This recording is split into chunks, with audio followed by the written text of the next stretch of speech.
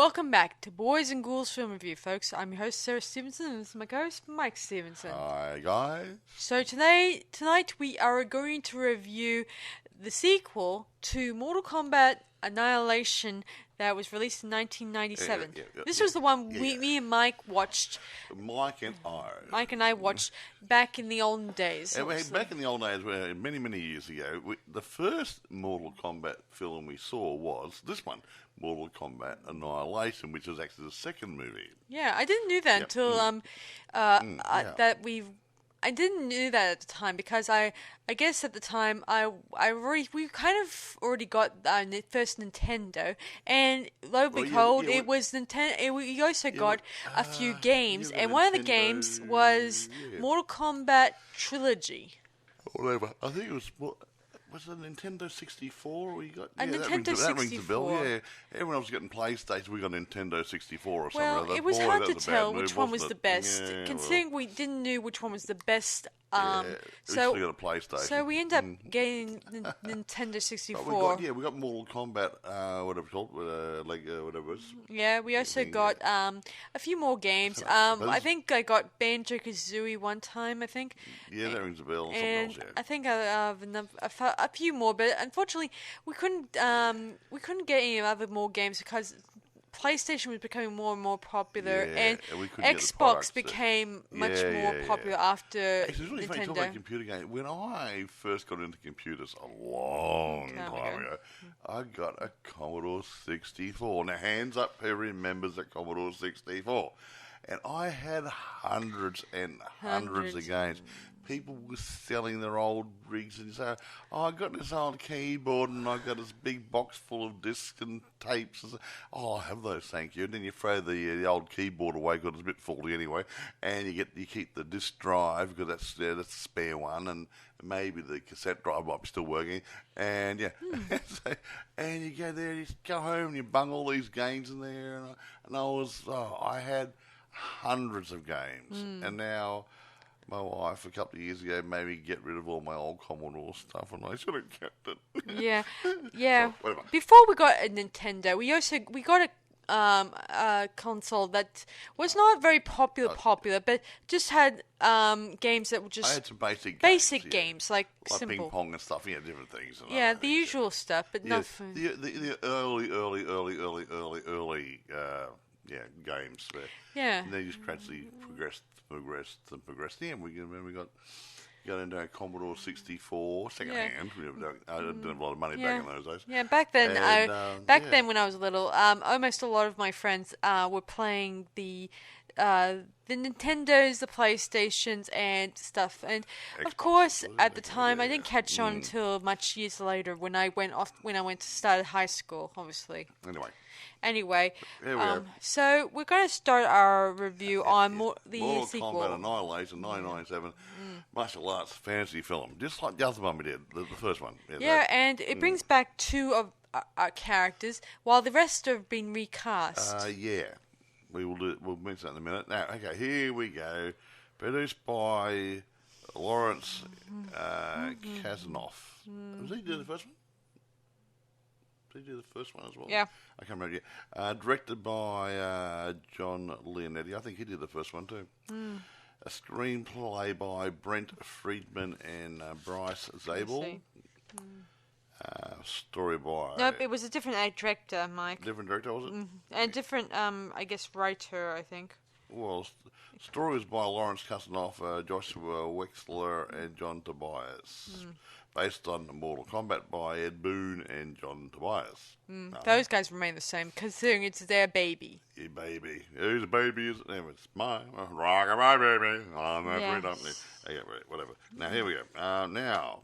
Aha. Now, I think the first movie got a better go at the box office. I can't remember. I've got figures in front of me. This weighed in budget-wise at 30 mil and only gained a box office of 51. Now, having said that, I'd say at home media, it must have picked up quite a few dollars because it's still around, people are still watching it, and I think it's a better movie of the two. Anyway. Yeah. Now, getting onto the cast. Okay, here we go. Here All we go, the folks. good bits. Okay. Here we go. Robin Shu plays Liu Kang. He's reprising his role from the first movie. Okay, he's a nice little Oriental guy who's been dragged into the martial arts to fight for the world. Yeah. Talissa Soto plays Katana. Yeah. She's working for the bad guys, but she's really working for the good guys because she doesn't want to work for the bad guys anymore. Yeah, she and Liu Kang, their relationship heats up in this one. Yeah, they get a bit closer. Yes. Anyway, go on. Anyway, now Raiden has been replaced by a guy called James Remar, Remar. Now I see him in a few things. Was he in something like The Phantom and stuff? Yes. And he had a bit in Sex and the City. He was Samantha's lover for a while, and a few things. He gets around. He does. Sandra Hess plays Sonya Blade. The other Sonya Blade didn't reprise her role. Lynn Red Williams plays Jax. He's a military type guy who's got an arm problem. Yeah. He's armless. And no, Brian that's not true. Thompson plays Shao Kahn. Yeah, I think he did an okay job playing Shao Kahn, even though he's a bit of a what's the term? Not mummy's boy, but more of a daddy's boy. Would you call him? Whatever, yeah. I don't know. He seems to be more obsessed, more concerned about his father, making his father proud and all that stuff. Yeah, that's Shinnok, that's his whatever, name. Yeah. Anyway, Renee Schoen plays Shinnok, whoever that is. Yeah. Musetta Vanda plays Sindel. She's nice. She does a good job playing Sindel. I'll read a few more because I like them. Irina Pantaeva plays Jade. I cannot pronounce that word. Pantaeva? Yeah, whatever. That's okay. Darren McBee plays Motaro, one of the naughty guys. Margene Holden plays Shiva. She's a naughty guy. Lightfoot plays Nightwolf. He's a friend of Raiden's. And I'm guessing he's a real, by the name he has, he's a real Native American. I believe so. Yeah, I think so. Yeah. Indian. I'm not quite sure. Chris Conrad plays Johnny Cage, who only has a bit part in this movie. Yeah, I would say so too, Mike. Considering he only is in the open and then he gets killed off. And he's also not listed on the credits on the as it turns out. Yeah. I think it's because I don't know. This was considered, according to sources, considered a box office flop to some. Well, it made money, but it could have made more money. But like I said, I think really would have made more on home media. So anyway, see, back in the olden days, people didn't always go into home media, but it's still around. Yeah. It went from VHS onto DVDs and stuff. So, and it's still around. So obviously, it's still selling. So it's made some more bucks. It could be the fact that they were rushing through this and trying to get it all done. No, it's a little bit different to the first movie. And the people like Sub-Zero, Nightwolf, they're there 1 minute and the next minute they're gone. They don't cameos, like cameos. Yeah. Then less than cameos, more like just cameos, obviously. Cannon fodder. Well, not really cannon slaughter, considering the fact that they play a particular role, but they don't stick around too long. Yeah, they're not part of the main story. Yeah. Anyway, do you want to get on to telling the story? Even though it's great to see in this one that we get to see more and more of the Mortal Kombat players, in the game. Actually, this one's a little bit more like the game, isn't it? Yeah. A lot more people, a lot more characters, and a lot more to work out which one's the best kind of characters you want to hang out with. Yeah. I like Sindel's one because she's got the best to makeup and costuming because she looks exactly like Sindel from the game, obviously. Looks good. Anyway, so we'll get into the movie, of course. So the story begins where they've just defeated their rival, the Shang Tsung, and won the tournament. Yay. But, and here's a big but, this is not what Shao Kahn wants. So he cheats and he invades Earthrealm, obviously, and plans on destroying it or merging the two worlds Exactly. and turning Earth into his own fun park. Outworld. That's the last time I was on here. I couldn't remember the name of their world. Yeah, so Outworld. Yeah, we're Earth realm and they're Outworld. Yeah. Yeah. They're out of their minds. Anyway, we then meet Shere Khan and his generals. We meet Sindel. We meet and all the others that look really cool. And Katana, who's the daughter to Sindel, is a little. Oh my gosh, my mother, who's alive after all these. Considering the fact she was resurrected or something. Yeah. Funny, isn't it? Funny. Anything's possible in a computer game. And anyway, Raiden challenged Shere Khan to a fight. And of course, Shere Khan cheats by ending up attempting to kill Sonya, obviously. And unfortunately, Johnny jumps in and he gets killed because from getting his neck snapped by Shere Khan. And of course, we get a sad moment between Sonya and him. Considering he doesn't have too much lines to say in this movie. Yeah. Groan, grunt, moan. Dies. My glasses. No. Yeah, whatever. Anyway, so in 6 days, Earth is going to reduce to a pile of whatever. Yeah, rather spiritual. The guy says, "Your world, or something or other, was created in 6 days. So too, it will be destroyed in 6 days. Ooh, very spiritual. Bit of theology thrown there, folks. Yeah. Anyway, he then zaps himself and his generals away, leaving his minions to take down our four heroes. Of course, they get away, and Raiden explains that they have only 6 days to prevent mass destruction. Of course. Yep. Of course, he also says that Sindel might be the key to stopping all this. Of course, this is just it's according to he says it's an ancient thingy. I don't know how ancient. Yeah, the old books, remember books. Yeah. He thinks that by seeing as Shere Khan resurrected her, it kind of got them to able to cheat and try to invade Earth realm, obviously. And of course, the elder gods are unaware of this. Well, they couldn't be bothered. They're watching telly or something, Yeah, something like that. Yeah. Anyway, so it's up to our few heroes to find their allies to try to help them. Sonya is taken across to the globe to actually meet up with Jax, her old partner. Yeah, they're both in special forces. Yeah. While Liu Kang and Katana, they go all the way to a different area to find Nightwolf, who's a shaman. Yeah. And so he has to learn and to grow to find he's in a animal mentality. He's in an animality. He's got a. All the guys got a special sort of thing inside them, something that gives them an extra boost. Yeah. And anyway, so you got to find that. They head to that spot.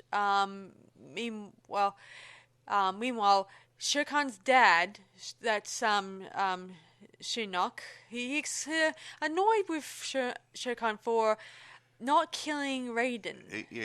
Don't go into details, Mike. No. It turns out Shinnok has kind of broke the rules for his son so they can invade Earthrealm. And if the Elder Gods find out, there'll be a lot of trouble. There'll be a lot of trouble because they're breaking. The poo's going to hit the fan. Because they're breaking the rules to all that stuff. So anyway, we head back to Liu Kang and Katana. There they run into Smoke and a few of Shere Khan's minions. They fight them off, and eventually Sub-Zero appears and stops Smoke from going any further here. Smoke on the water.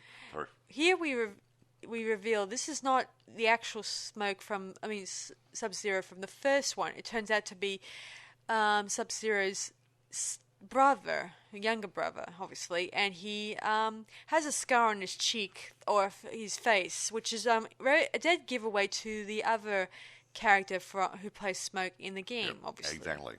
Anyway, so our heroes venture on, and they run into Scorpion, who's been given an upgrade considering his little snake, his thingy wings that he uses to pull people in is now upgraded to some snake reptile thingy wings. Lovely. Anyway, he fights it's not Smoke, it's Sub-Zero and Liu Kang, and soon enough he abducts Katana and gets away. There, Liu Kang realizes that he feels like he's unprepared and he feels like he's not ready for this. And of course, Sub-Zero tells him that the very exact same thing. And he leaves him, obviously. And so Liu Kang heads off to meet Nightwolf, obviously. Later on, we actually see Sonya going to meet her friend who is in the laboratory, who has these very big metal arm thingy wings on his arms. Jax is enhancing his strength by doing mechanical arms over his existing arms, like what do you call it, an ectoskeleton or something, or whatever. Yeah, that machinery over his arms to make him stronger. If he wants to be stronger, try acupuncture. I heard does wonders. Yeah, steroid injections. All the Russian people do them. Yeah. Some Anyway, Chinese, of course, he.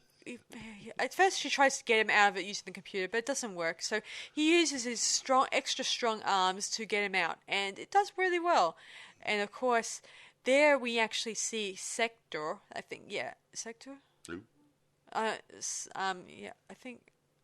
Cyrax. Sorry, guys. I'm sorry, guys. I don't know. He's one of the naughty guys. Yeah. He's a cyborg. He's also like Smoke. Smoke and him came from the same clan. Smoking bad for you. Where the Liu Kang, which is the group where Sub-Zero belongs to, are all being converted into cyborgs. It's a whole interesting thing there, guys. You have to watch the games to understand what I'm talking about. So anyway, our heroes they fight them off, and we soon see what on the cyborg. He has a tattoo that kind of flees the fighter on when they die. When you die, and we find it later. It's a temporary pass. Yeah, like anyway. We'll find out more about it later. They then escape quickly because he's kind of detonates a bomb on himself, obviously. And then we cross over to Liu Kang, who meets Nightwolf, and Nightwolf explains how to develop an animality and how to be stronger and stuff like that. And he then goes into a dream sequence. There he explains how you develop your animality by using the last bit of hope within you to fight off your enemy and your opponent. It opens up this. I should turn into a wolf on Saturday night. Yeah. Tell that to the hand, Mike. Don't listen.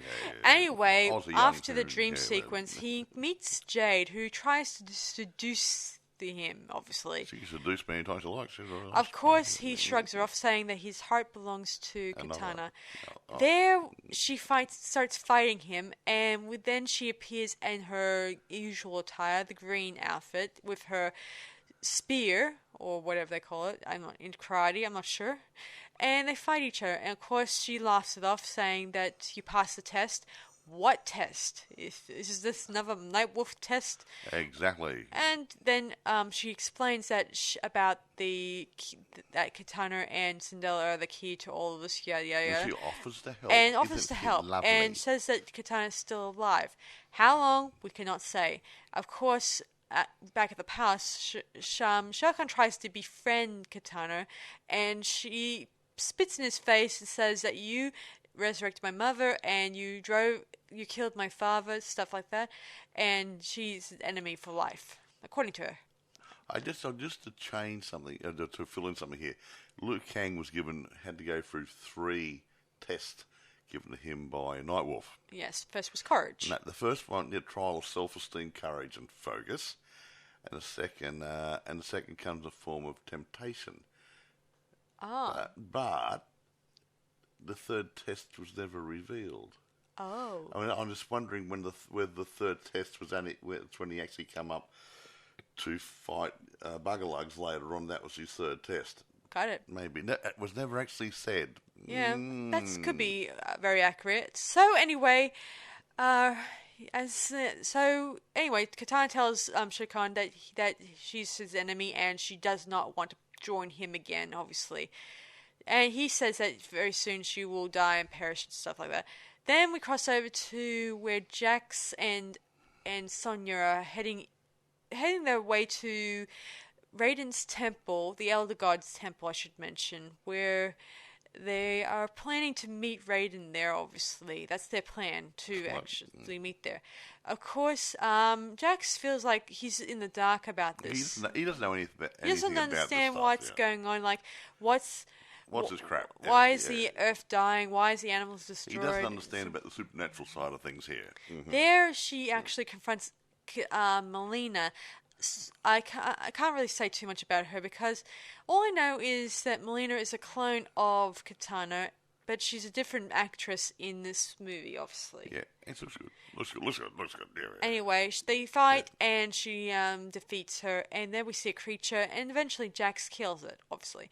And then they had to continue on, and there they run into Jade and Liu Kang, and he explains the situation where Kitana has been kidnapped by Scorpion and is now a prisoner of Shere Khan.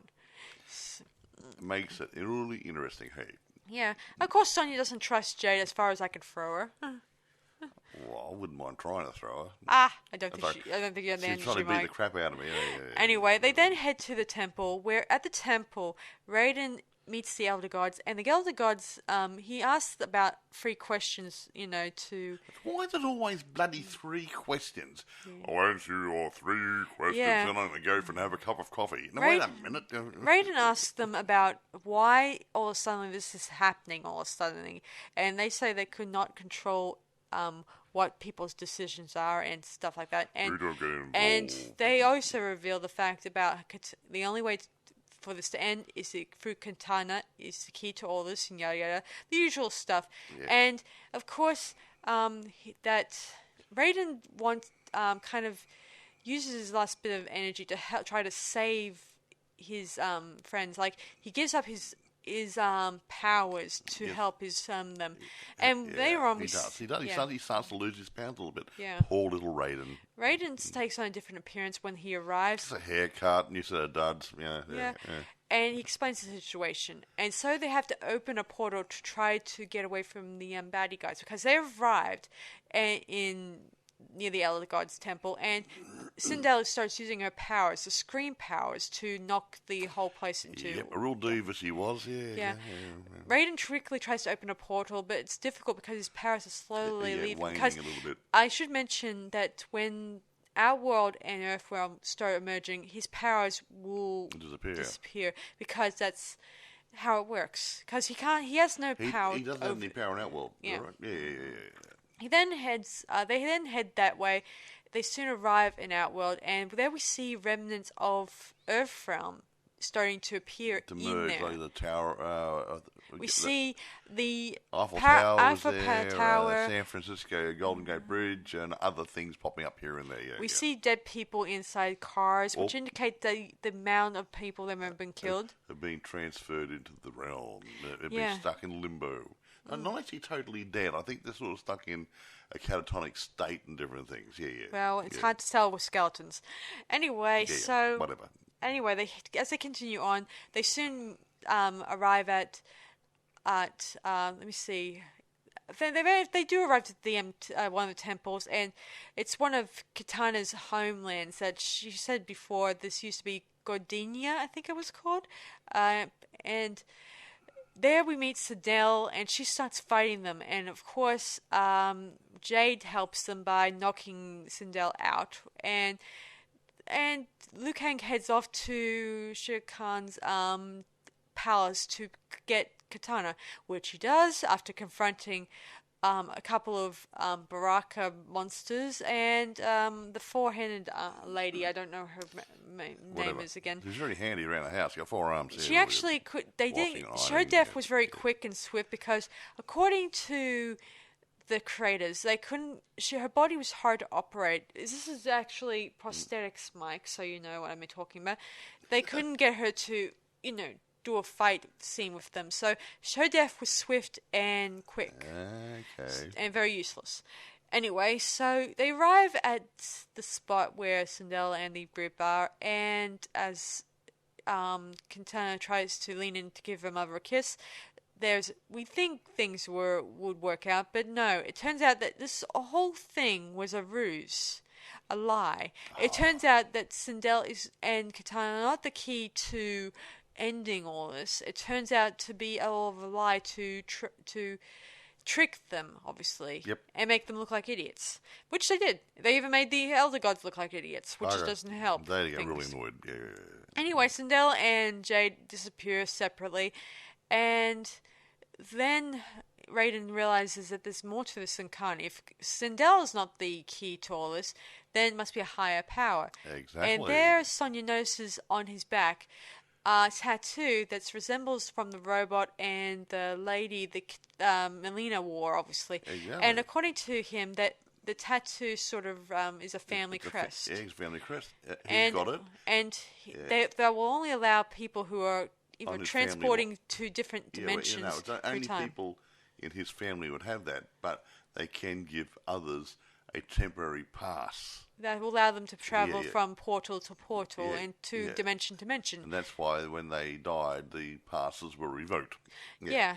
Anyway, he goes on to explain how this crest belongs to... His father is an Elder God, and he goes on to explain that Shere Khan and him are brothers. Yep. And that years ago, when Raiden and Shere Khan were young, they were told to fight to the death. And Daddy said he couldn't. Raiden couldn't kill his own brother, and he doesn't want to kill him now. So he leaves it up to the rest of the group to decide and do their best. And he'd go and pray for them. Yeah. Meanwhile, while this is happening, Shere Khan beats the crap out of Jade and kills her. Yeah, and feeds her to a gargoyle. Yeah.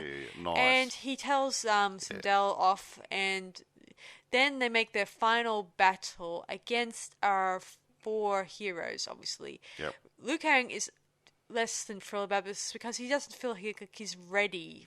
But the others say, we believe in you, and we won't back out. So as they arrive there, Raiden confronts his dad and tells him that you are the key to all of this, and his dad doesn't want to hear any words about this. You're all weak. Yeah. He tells him to tell Shere Khan to finish his brother off, and of course Shere Khan says, you should have killed me while you had the chance, brother. And he kills his own brother. Well, yes. Well, he does. Shere Khan kills Raiden temporarily. Yeah. The others, they kind of circle him and comfort him, and he says he's glad to die immortal. Yeah. By the time he's lost all his powers, he has become immortal. Yeah. And he's been mortally wounded. Yes. While this is happening, they all get ready for their major battle. Sindel fights Katana. Jax fights Mr. Ed. Yes, he calls that Mataro. Yeah. And Sonya takes, what's his name? I don't know his name. I think it's either Ermac or I don't know. Oh, some dude. And he's just wearing a red ninja outfit, obviously. I think it's Ermac. Whatever. Anyway, so they've got all funny names, haven't they? And Liu Kang fights Shere Khan. Of course, as they're fighting, some of them don't do so well, but soon enough, Jax finds his inner strength by removing the metal arms and finds his real power. Strength from inside. Yes. Yeah, because and he beats the snot out of Mataro. Yeah, after being encouraged by Raiden earlier, where he says, faith in yourself is all you need. You don't need those metal arms because they're your weakness or your weak point. Yeah, exactly. He's relying on the metal arms to do the job that he can actually do himself better. Yeah, Katana... See, technology ain't all that good, folks. Katana eventually tricks and wins her little battle and lets her mother live, telling her that whoever she is, she'll live long enough to give her mother's soul peace. So Cinderella doesn't die at this point. And Sonya was able to fight off her Her guy, thanks to him doubling himself up. He kind of he kept jumping around and flitting past her. So, space jumping, wasn't it? Or something no, he transformed. He actually cloned himself to. Oh, yeah, two of them. That's right. Yeah. Fight him as well. So he's fighting front and back at the same time. So there's two of him. How rude. Yeah. Anyway, Jax helps and they both defeat them. Yep. Anyway, Shao Kahn is was winning, but soon enough Liu Kang transforms into his dragon self. Yeah, little dragon. Oh, he's so cute. Of course, Shao Kahn kind of has him licked by appearing as a 4 or 5 headed dragon of sorts. It's like a 7-headed hydra in Greek mythology. You dirty great big dragon. It's about twice the size of Liu Kang's little creature. And you got 7 heads and everything. It looks really, really good. Yeah. Of course, it doesn't seem to be a long fight. And eventually each one of them falls on their asses and transform back into their human selves. But here's the part. When Shao Kahn falls to the ground after Liu Kang has beaten him up a little bit. Yeah. He's got some blood dripping from him, hasn't he? He realises he's turning into a mortal himself. Yes. I think, like Raiden, I think that while he could stay in the outworld, I think thanks to the Earth merging into this, I think that's what's causing it. No, it's breaking the rules. Yes. Breaking the rules. Breaking the rules is going to lose it, make him mortal. Shinnok explains to him that I warned you about breaking the rules of There will be consequences. Soon enough, there were, he's about to fight his Shao Kahn's battle, but then the 2 elder gods appear and they silence Shinnok and tell him, stand here and shut up. And they tell the people the fate of the universe will be decided by Mortal Kombat as it's supposed to be between Shao Kahn and Liu Kang. And they start fighting, and eventually Liu Kang gets the upper hand, and the dragon on Shao Kahn's shoulder starts kind of breaking off his back and, vanishing. And Shinnok, he gets folded into neatly in half and disappears. Yeah, it's like a Rubik's Cube, but he got smaller and smaller and then went... Bang! Gone. Then as lightning flashes, we see that the Earth realm is returning to its original state. Yeah, but didn't the elder gods come over to raid him before then? Much later on. Okay, I'm just checking. Anyway, Earth is returning to normal. Like, all the people, I guess, it's never even happened. Like, that's how I could describe it.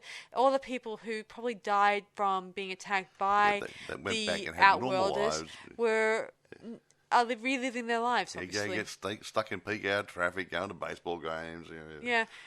Anyway, bowling. Sindel has been, she's now back to her normal self. Like, she's now the kind, loving mother to Kitana and She was under a spell. They're lovely. And then we see the Elder Gods resurrect and tell Raiden, seeing as Shinnok is outweighed, use of power, you can take his place. Yeah, isn't it one of the Elder Gods? See, he's been promoted. Goody. There you go, then. He tells the group that he's very proud of them and he'll watch over them. I'll be watching, so as long as he doesn't watch when they're in the bedroom or on the toilet or something. I don't think he'd go that far. How rude. Anyway, he tells them to be there for one another and that they're family. Be family. And then he disappears in a puff of smoke, and the group goes off on their own to celebrate their victory, and then we flash to the credits. The end. Okay. So that was Mortal Kombat Annihilation, which I thought was pretty good. I like both of the movies. Me too. No, yeah, but they're a little bit different to each other, which makes it good. I don't like them if they're samey.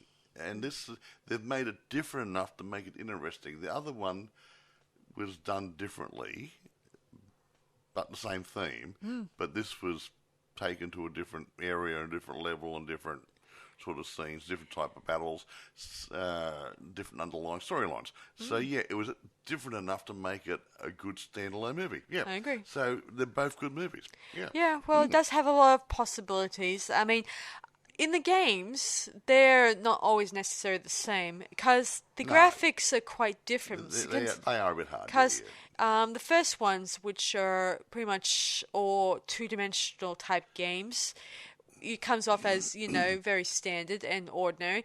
And then much later on, they start experimenting with three-dimensional type, game, stuff like that. And they start changing the appearance a little bit. Like, Sonya's Blade's outfit has often changed quite a bit. 1 minute she dresses in a sort of a karate uniform type thing, and the next minute she's dressing like she's a military officer. And then the next minute we see her wearing a skanky outfit. Trust me, I've seen all the games. And then she goes back to, the normal outfit that we're all familiar with, obviously. Yeah. And then she kind of, as I said before, her character develops a lot in this series. Like, she starts changing and getting to character development, and she even goes on to become a general in one scene. It even has the child with Johnny Cage, so Mike. Yeah. Considering Johnny was killed in this one, but in the game he continues to live a long, fruitful life with his wife Sonya and his offspring, Kate. What's his name? Whatever. And of course, the story makes out that other stuff starts happening in the game. That, like, even a scene where most of the heroes they die and get resurrected by the baddie guys, and they become the alter ego bad guys. Of course, that doesn't last all forever. Most of them either turn back to their usual self or become good guys again. Again, this is all different. Each of them have a different interpretation. Each one of them has an alternate reality of the situation. There's even some times where they kind of go back in time to change things about the past, like a sort of like they did with Terminator a couple of times in the movies, obviously. So anyway, let's dive into reception and other wait stuff. A minute, I want to talk about something else first. Go on. When they talked to the producer, Mr. Kasanoff, he said he was trying to make the film even more spectacular than the first movie. Okay. It was more ambitious than Mortal Kombat 1, and they wanted to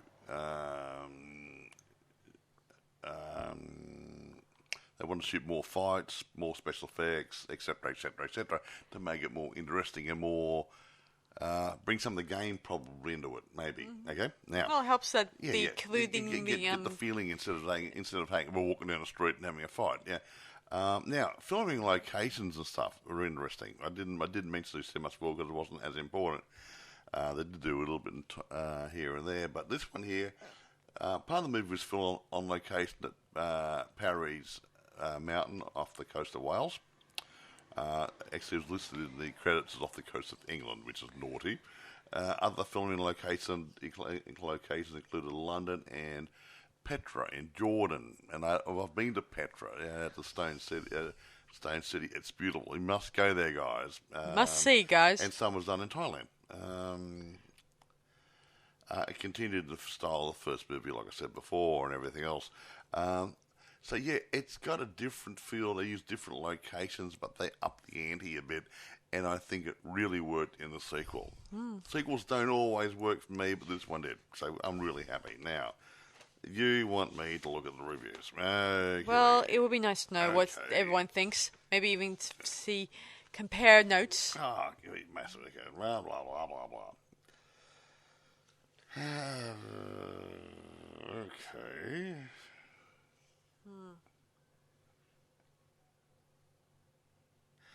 Rotten Tomatoes didn't like it.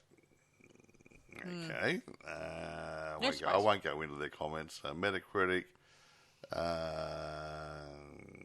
disliked it. But the point is, it still made money at the box office, and it still made money in home media. So yeah. What else? Yeah. pretty much. Yeah. Most of the reviewers did not like it. Yeah. Yeah. Oh, yeah. Yeah. Never mind. I can't see anything here that was actually made it past the reviewers. So all the reviews hated it. Well, yeah, but I find a lot of the times reviewers hate a movie, but the paying public loved it. And sometimes when the reviewers love it, the paying public don't. So if they're saying it's a crappy movie, it's probably a good movie. Aha. Yeah. Ever thought about that? Yeah, they probably were just annoyed that some stuff was came off as like the one-off characters in this movie that just didn't play a very big role in this production. You recognize them off the bat, like Nightwolf and Sub-Zero, but aside from that, you just forget about them the moment they're on. The moment you see them, and the next minute they just disappear, like a David Copperfield magic trick. Yeah, something like that. Like you see the line, and the next minute, boof, gone. Yeah, no, it's really weird. Anyway, look, and then you forget about it. Having said all the crap, I mean, look, honestly, it is a good movie if you like martial arts. Yes. Now, I'm going to say that because these sorts of movies, like the first movie, Mortal Kombat, and this one here, they've got a basic storyline based around martial arts. Mm-hmm. If you're not into martial arts, that style of movie, you probably wouldn't like either of them. But I like action movies. I like martial arts. And it's got a good basic storyline, but it is fantasy action. Okay? It's not an action movie like Triple X or something rather, or something else. It's a fantasy action horror. So it's stretching the imagination a bit here and there, but it's good fun. The sets are good. The special effects are great.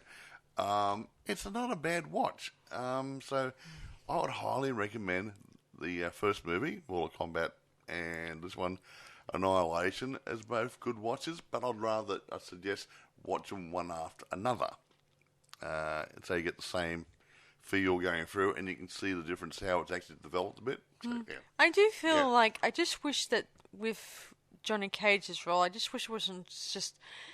Well, he died right at the beginning. He just died at the beginning, and he didn't have any much dialogue. He only said, it's not good. Not very, he just says, his only word was, this is not good. That's the only word he say. Yeah. Well, getting his nap snack does not really Ouch! How's that? Say anything.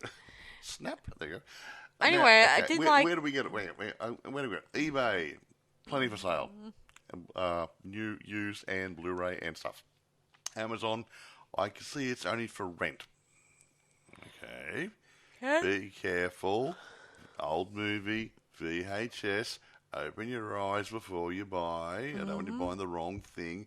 And I notice that some of the movies are dated 1998 instead of 1997 because that is the date the DVD actually came out, not the date of the movie.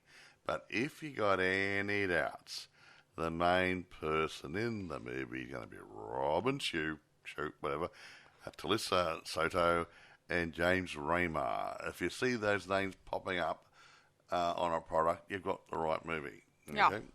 Now, I'm going to rate this about, I think I gave that about 9 or 9.5, didn't I? I'm going to give it the same because I love the special effects and the fantasy. There's a fancy set, so I do not know where these people get the imagination from. It's really, really good. Yeah. I'm going to say 9.5 too, guys. I think it's pretty cool, especially how they were able to get the right types of actors to play such interesting villains. Exactly. I mean, most people don't like Shere Khan's actor in this one, but he kind of pulls it off with me, especially his booming voice, which kind of works for me. He's got a very deep voice. Yeah, it's really good, overpowering and very forceful and assertive, and he's great. Yeah, very good. And his whole I will break you into half. I will break you into little pieces. I do not like you. Yeah, that sort of stuff. Yeah, and I did like that scene where he kills Rain by knocking him to a fire pit and is Yeah. Reminds me of a scene in one of the Mortal Kombat games where someone. Oh yeah, they did. They just throw in the thing fire pits. You see, woof. You know, the fire flames come up. Yeah. I remember that. Yeah. Yeah, that all was. the bones tickling on the ground and stuff. Yeah, it was good fun. That was a great game though. Yeah. Just so you guys know, seeing as we've already covered both these movies, we're going to probably look at covering the later movie, the newer movie that came out in 2000. When was it come out? 2021, I think it was. Yeah, 2 years ago.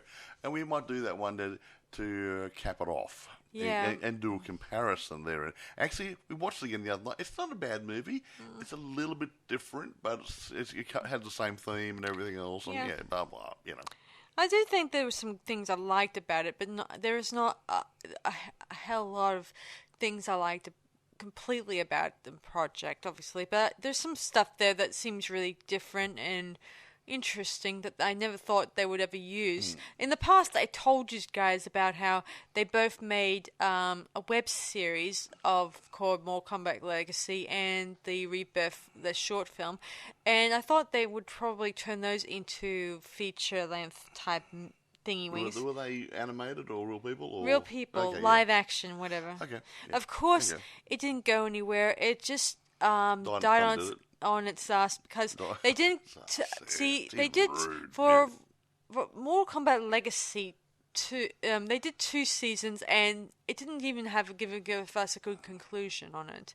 There's nothing to cap it off, which is even sad when you think about a series that's just all of a sudden been created and next minute they just pull the rug underneath you and just boom, it's all over. All gone. And no sequel, no third movie, and no third series, hopefully, anytime soon, because the actors have probably either moved on or just are decided working on another new project. Yeah, that's the way it goes. Yeah. Anyway, so we'll leave it at that. We'll leave it at that, guys. You know where to find it, obviously. So we know where to go. Yeah, watch out for VHS. Whether you go for eBay, Amazon, or somewhere else, there are VHS copies out there. Probably even some laser discs. Yeah, and do not confuse. Don't buy the wrong product. And don't confuse this Mortal Kombat movie with the first Mortal Kombat movie. Yeah, one's called Mortal Kombat. One's called Mortal Kombat Annihilation. Yeah, one time when I was trying to find Mortal Kombat Annihilation, I stumbled across just the Mortal Kombat one, and I guess I was a little taken back that I accidentally got that one instead of this one. Obviously, the second one was pretty much a lot more cooler, as I said before. I mean, I even though the first one is not too bad, it allows give you a little bit of backstory to what happened beforehand. So, and it's nice that two of our actors returned. Obviously, yeah. Robin Shue makes a good Liu Kang. I like him. Yeah, and Talisa Soto. she's pretty. She's and pretty. She's like an Amazon type, like Wonder Woman sort. Yes, she's not doesn't like a little girlie coming straight out of a beauty salon. A beauty salon looks like a stick figure. She looks very healthy and fit, and she's a beautiful lady as well. So she's really believable in the role. Yeah. The costumes are not too bad, and I think that they show promise and stuff like that. Not that I'm looking for same old video game adaptations of their costumes. You gotta take your the costuming ideas from the game, because obviously you're not going to have Liu Kang dressed like James Bond, are you? No. Okay. I mean, you just see him with topless, but we've already gone through topless people already. Ew. Anyway, as for the other costumes, like the ninjas, like Scorpion, Aramak, and Rain, they use the same sort of color coordination. I wonder if they got a wardrobe full of the same clothes. Probably. They have to work. You'd have to think about that, wouldn't you? Yeah. They've always got the same. They're always showing up in the same clothes. Considering the fact they didn't do very much in some of these scenes, they mostly just stand around talking. Or, well, I remember one scene.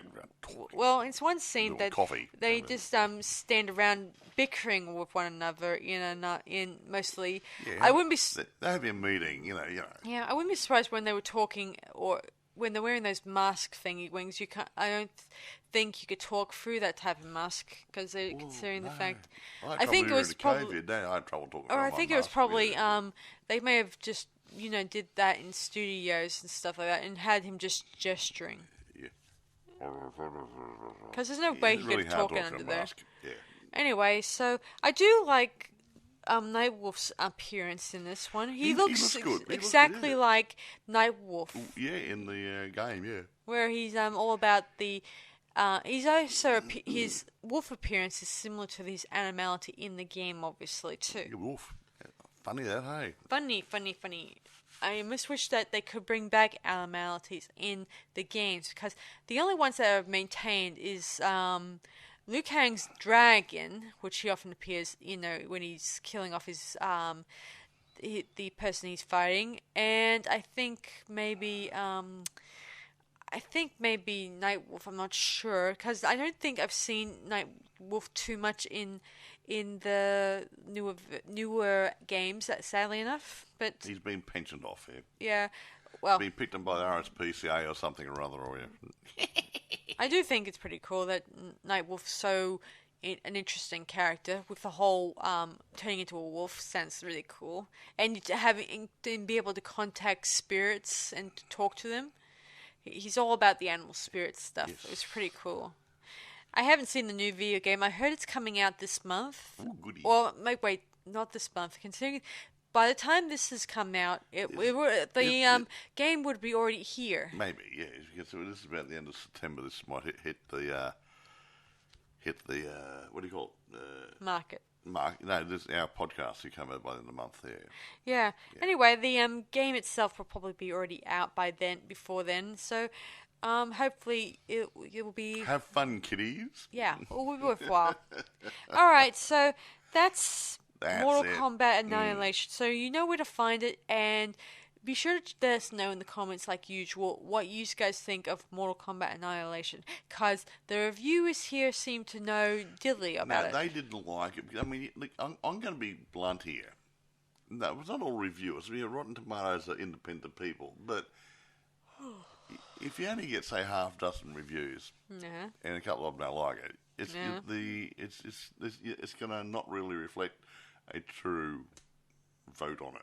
If you get something like 100 people and 60 people don't like it, well, okay, there you got 40 people liked it. 40. So you can't really say, it's the more people who vote, the better. How's that? The polling's better that way. Yeah.